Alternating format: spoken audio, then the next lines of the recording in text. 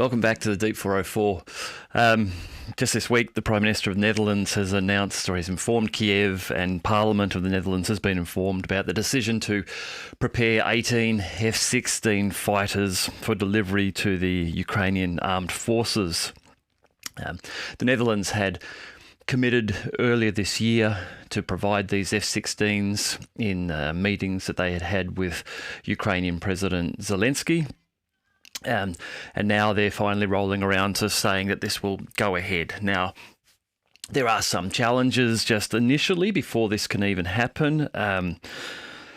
For example, for the Netherlands to be able to do this, for them to be allowed to export these F-16s to Ukraine, they need to get export licensing approval from the EU in the transfer of these weapons to a third party, Ukraine being the third party here. So they need to get past that hurdle. They need to then work out the maintenance of these fighters. So of these 18, the Netherlands have 24 F-16s at the moment. Of the 18 that are to be supplied, there are a number of them which are not airworthy at the moment. So they need to go into a maintenance routine, which will take some period of time, months, no doubt, before they are actually capable of flight. They need to be transferred to Romania. It's the Romanian training centre is the likely destination for where these will go. And so then training will continue for some Ukrainian pilots. Now, there have been some Ukrainian pilots undergoing training with NATO nations and the US on the F-16s. However, this period, this amount of time that they have been training has been measured in months, not very long, and that itself will be problematic. Flying an F-16, flying it under combat conditions where you are being actively sought by Russian A-50 AWACS type aircraft and S-400 missile defense systems means that you need to be capable of flying that plane at its limits to remain survivable. So being able to have learnt that level of skill in a few months is going to be a challenge for these Ukrainian pilots. Considering also that what has been mentioned is that one of the challenges has been simply around the ability for the Ukrainian pilots to understand English at a proficient level to be able to then understand the Western trainers and pilots for them. As you can imagine, if you are needing to learn another language, say you needed to learn Russian or Ukrainian in order to learn how to fly a jet, you can imagine there would be some hurdles involved with you understanding that quickly and rapidly. So this has been said that the F-16s are going to be sent. Now, the title of my video here and what I believe is that there will be no F-16s that will become active and will enter into combat roles in Ukraine. And this is for a number of reasons. Now, there are, as I've said, there are some initial challenges that still need to be got through, the export licensing and the maintenance and all of that, and then finally the transfer to Romania and then the completion of training before any F-16s from the Netherlands could be used in combat. But there are far deeper and bigger problems for the F-16. Tom Cooper, who has a Substack, I'll just quote a quick line and then talk a little bit about what he's talking about here. Tom Cooper says that any Ukrainian F-16 trying to get close to the Russian Su-35 or the MiG-31 will be detected with a very high probability, after which Russian R-37M long-range air-to-air missiles will be fired at it. And this will happen long before it can launch its main long-range, in fact, medium-range missile, the AIM-120C AMRAAM. He goes on to say this should be obvious if you just consider the fact that the AMRAAM is an acronym for Advanced Medium Range Air-to-Air Missile, not long range. I'll just show from this article just a picture here you can see on the screen. I'll just talk through this a little. what this image is showing you is on the left-hand side, the Ukrainian air capability, the Su-27M and the F-16, showing in blue their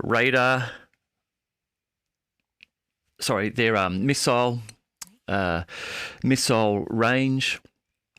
For the R-27 getting out to 140 kilometres, for the AIM-120 getting out to 100 kilometres, and showing that on the right-hand side, the Russian Su-27 and the Su-30, with their version of the R-27 missile and the R-77 getting out to 140 and 150 kilometres range. If you then come down on the right-hand side, when you start to consider the Su-35 and the MiG-31s carrying the R-37 axe-head missiles, their range goes far beyond that, extends out to somewhere perhaps near 400 kilometres. So the overmatch between Russian fighter aircraft and Ukrainian F-16s in terms of their air-to-air missile capability is a real problem for the Ukrainians to attempt to overcome if they're going to deploy F-16s into combat in this conflict. And things get even worse for the Ukrainians. So there are reports now that the Russian A-50, which is an AWACS, a reconnaissance plane, the A-50 and the S-400 missile defense system are now being tweaked and configured specifically for F-16 detection. The S-400, used at its max range, has a range of 400 kilometres. Remember that the F-16, it's got about 100 kilometre range with its 120 AIM-120 AMRAAM missiles.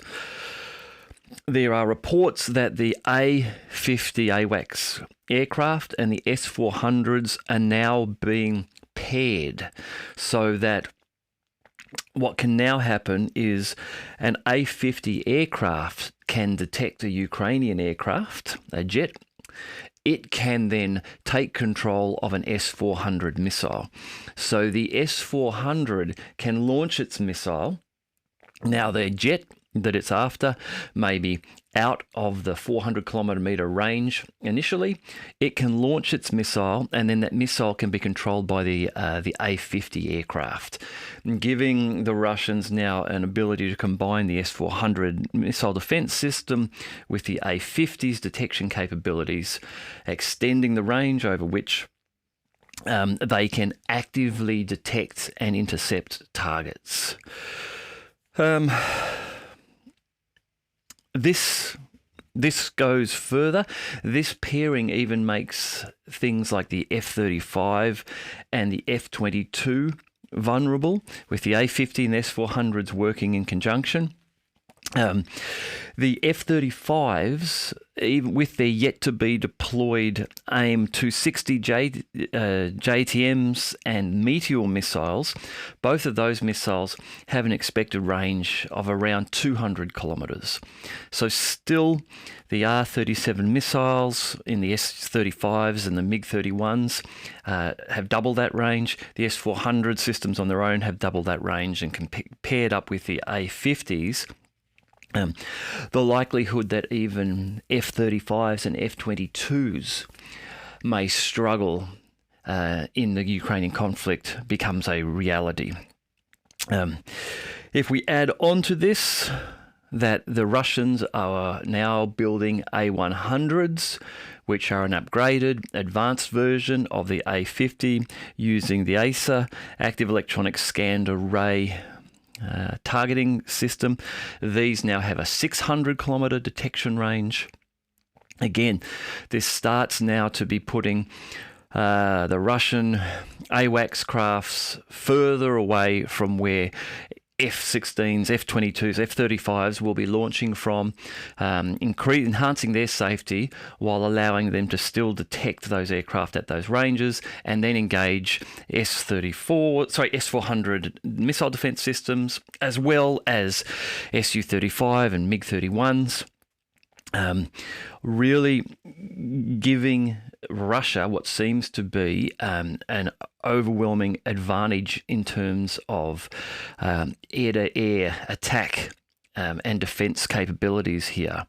Remember that Ukraine is struggling with air defense systems, multiple reports of Patriots having been destroyed now, multiple videos and reports coming through on Telegram channels now of individuals reporting drone and missile strikes before air warning systems are occurring in Kiev and other parts of Ukraine, indicating a deterioration in the air defense detection capabilities, which you would then lead on to assuming that that would mean an inability to link them well with these aircraft.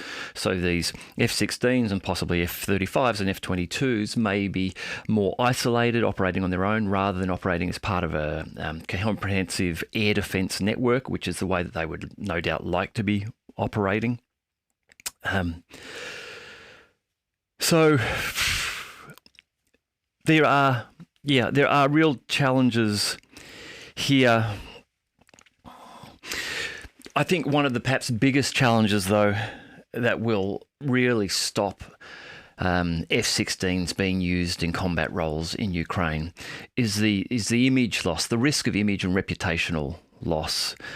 Today, over 25 nations use F-16s, have purchased them from the United States, use them in their military and air forces. There are other nations considering them, and there are multi-billions of dollars tied up in contracts linked to the ongoing supply and maintenance and refurbishment of F-16s around the world.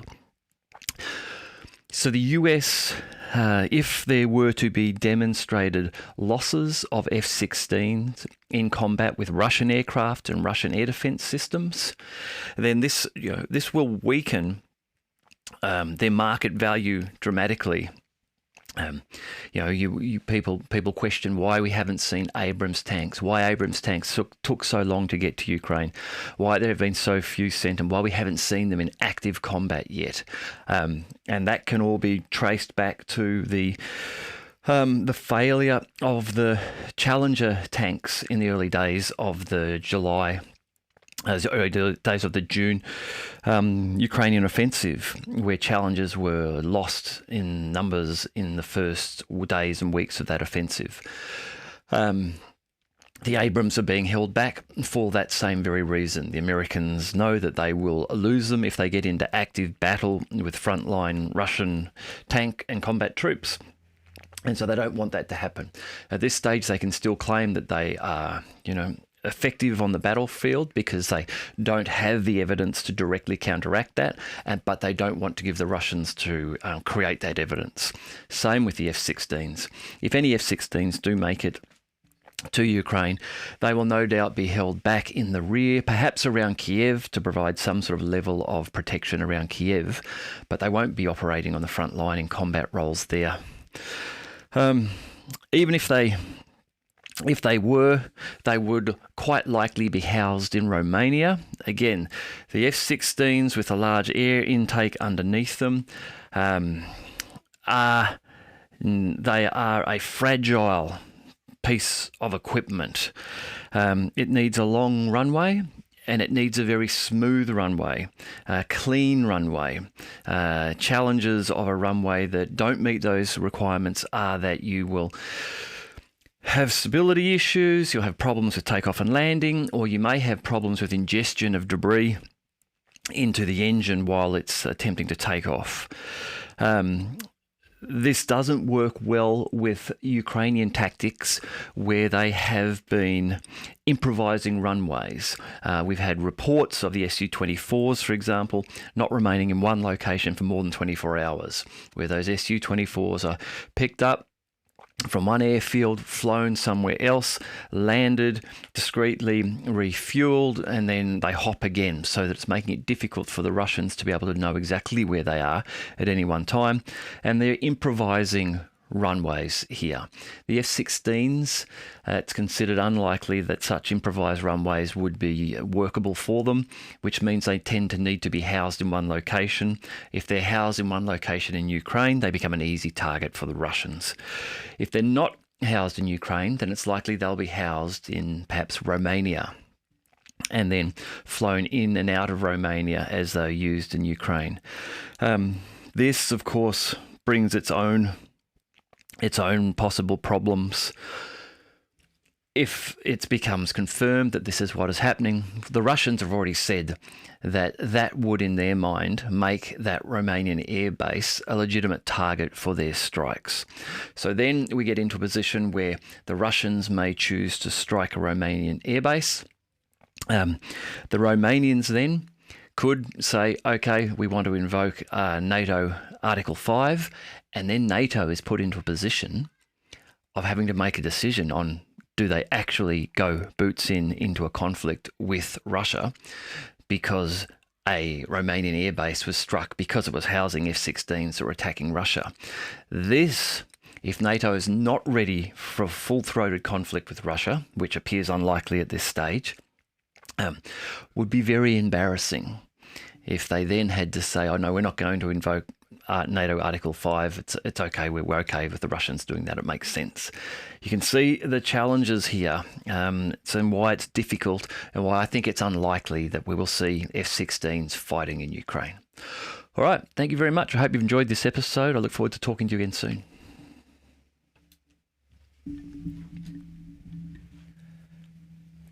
Well, that was quick.